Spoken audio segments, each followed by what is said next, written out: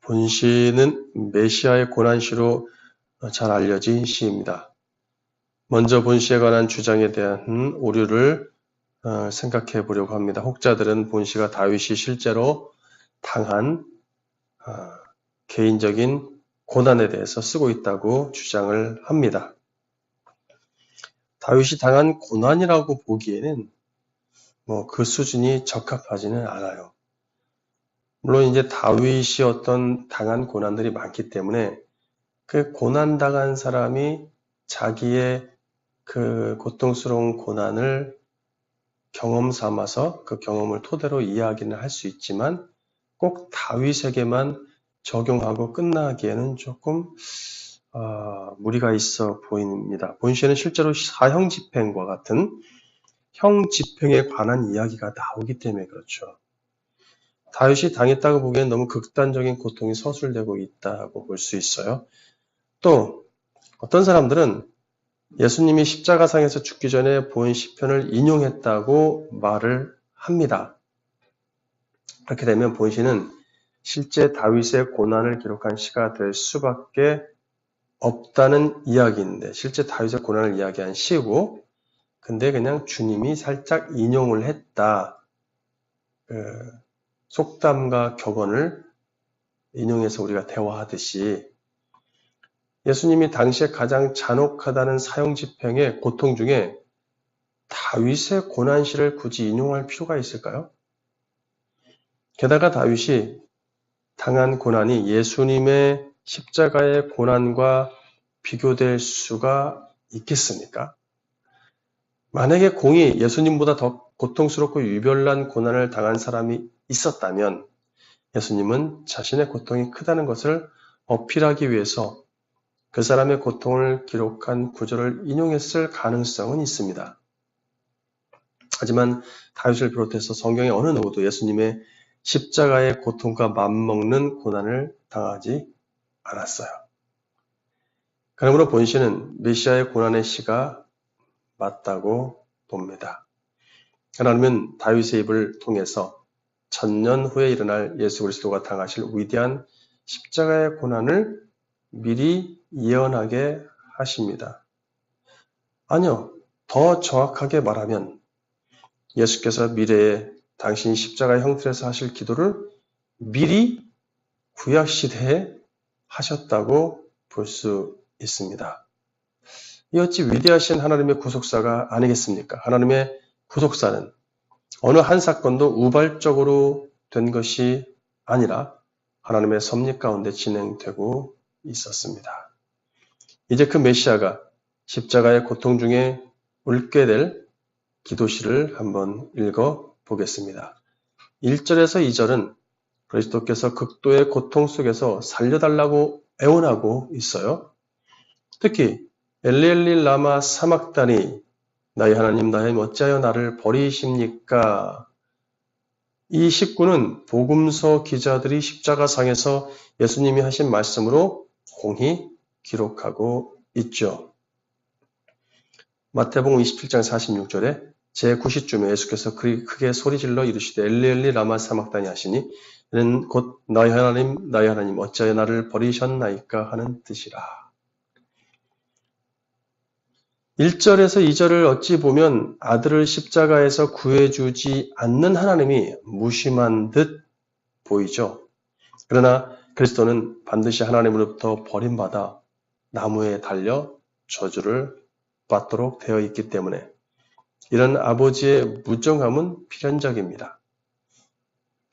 이 고난과 저주는 사실상 우리가 받아야 할 몫이었음을 명심해야겠죠. 3절에서 5절은 구약의 성도들을 고난 중에 구원하셨음을 언급하십니다. 4절에 예수님이 언급하는 조상들은 예수님을 낳게 한 구약의 의인의 계열을 말하겠죠. 사단은 그 의인의 계열을 끊으려 하여 공격하고 고통을 가했습니다. 그렇지만 하나님은 그 의인들의 간구를 들으시고 사단의 공격에서 구해내셨죠. 그리고 그 렘넌트, 남은 자들을 이어가셨습니다. 6절에서 8절에 아버지 하나님께서 당신의 조상인 구약의 의인들은 수치를 당하지 않게 고난에서 구해 주셨건만 정작 예수님 당신은 수치와 모욕을 받고 있음을 한탄하고 있어요. 마태복음 27장 29절에 보니까 가시관을 엮어 그 머리에 씌우고 갈대를 그 오른손에 들리고 그 앞에서 무릎을 꿇고 희롱하여 이르되 유대인의 왕이여 평안할지어다 하며 그에게 짐뱉고 갈대를 빼앗아 그의 머리를 치더라.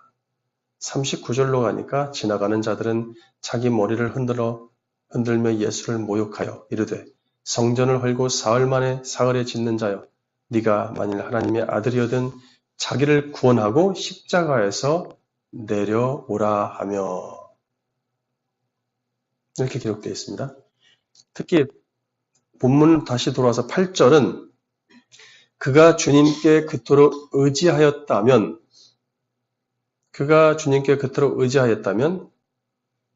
그를 구하여 주시겠지. 그의 주님이 그토록 그를 사랑하신다니 그를 건져 주시겠지. 라고 사람들이 비아냥거린단 말이에요.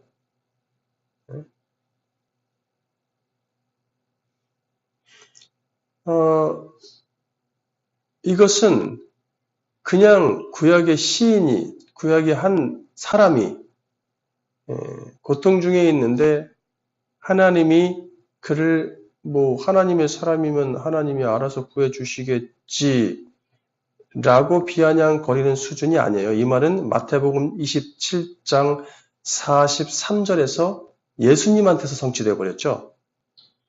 마태복음 27장 41절에 보니까 그와 같이 대제사장들도 서기관들과 장로들과 함께 희롱하여 이르되 43절 그가 하나님을 신뢰하니 하나님이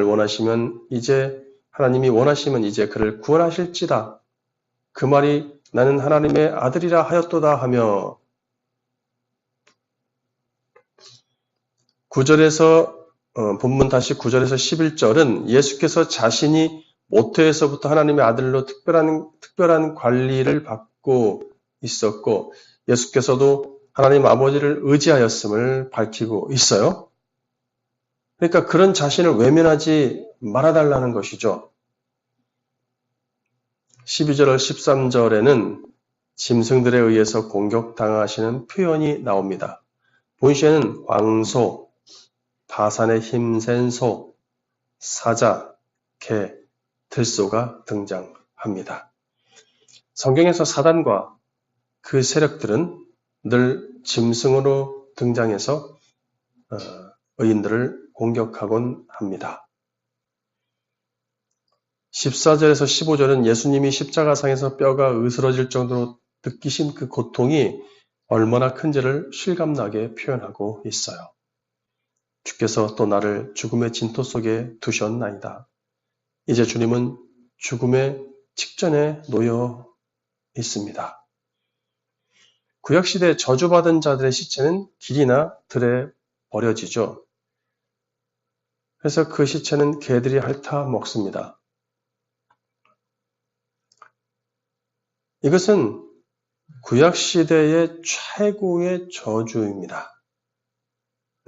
죽어서 어차피 썩어 없어질 시체인데 들에 나덩그러지고 성에서 밟히고 개에게 먹히면 어떠냐 이러는데 그렇지 않아요. 문화의 차이가 있습니다. 물론 각 나라마다 아주 그런 것을 중요시 여기긴 합니다만 시체가 이렇게 넓어져서 개한테 또는 새한테 먹힌다는 것은 인생 아무리 잘 살았어도 치욕이고 그냥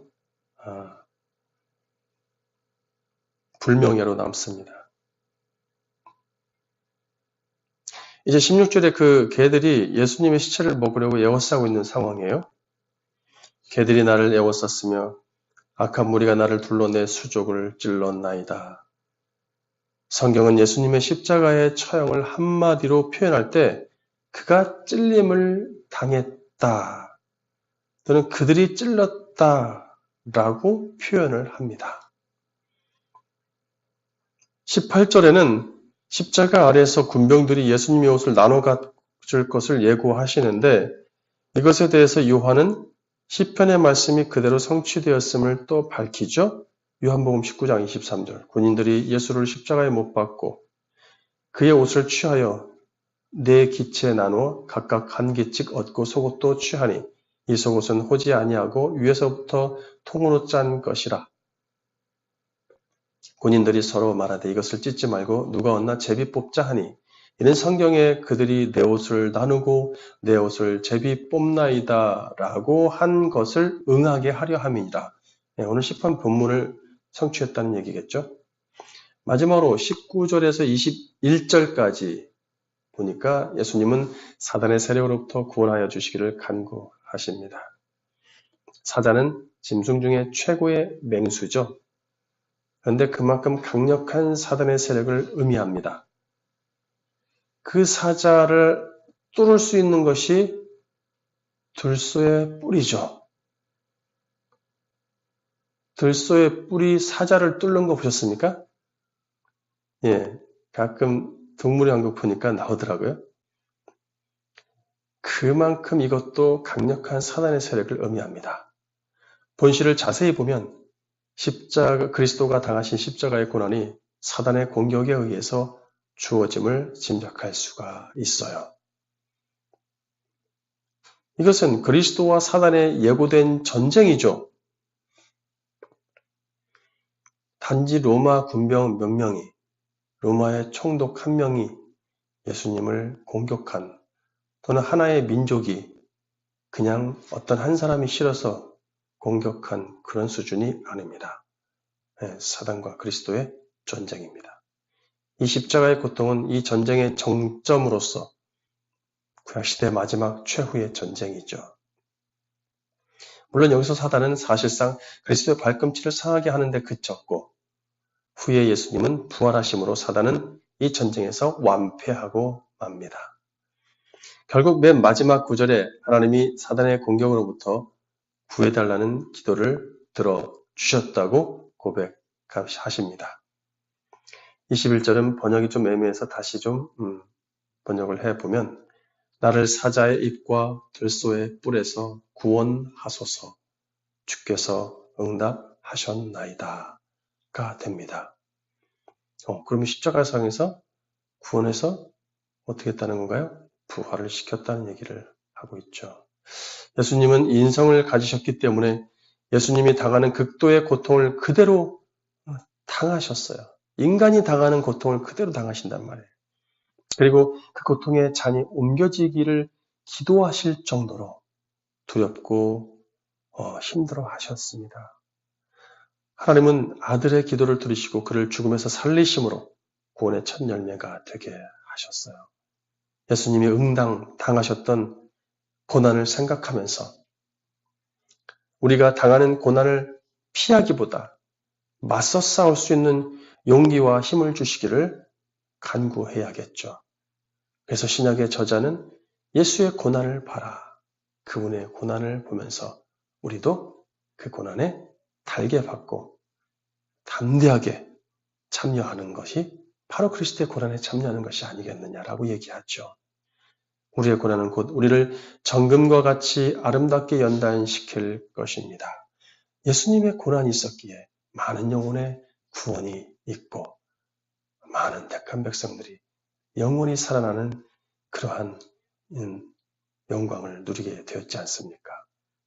이것이 곧 사단과의 전쟁, 영적 전쟁에서 승리입니다. 오늘도 이런 고난이 닥치고 어떠한 우리에게 환난이 닥칠지라도 담대히 예수님 이름 붙들고 승리하기를 주님의 이름으로 축원합니다.